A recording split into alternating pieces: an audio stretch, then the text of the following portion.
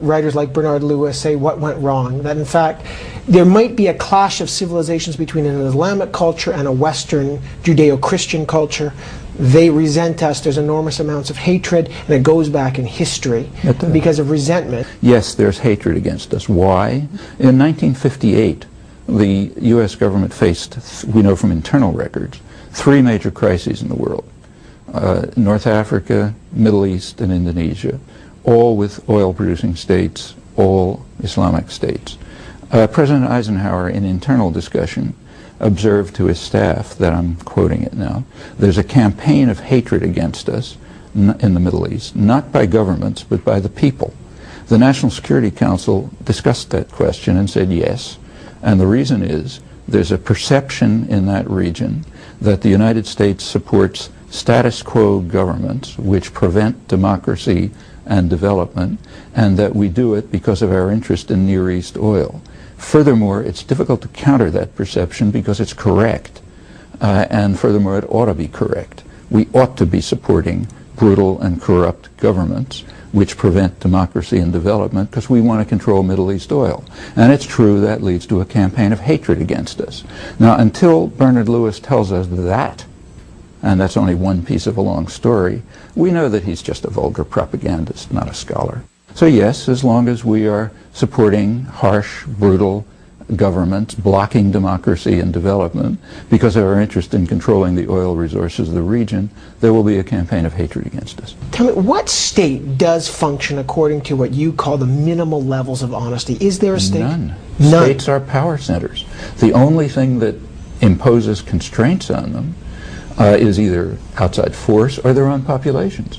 The United States, for example, is far more civilized than it was 40 years ago. Let's just take that.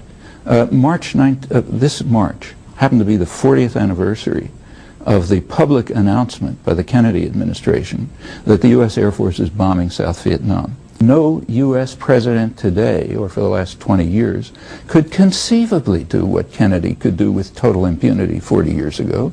And the reason is because there was massive popular protest. It also spawned the contemporary civil rights movement, the feminist movement, the environmental movements, and all sorts of other things. And it imposed important constraints on straight violence. In fact, that's how we got rid of slavery. That's how we got rid of feudalism. What will the state look like at the end? At the end, I think states ought to dissolve because I think they're illegitimate structures. But that's a long time. That's it.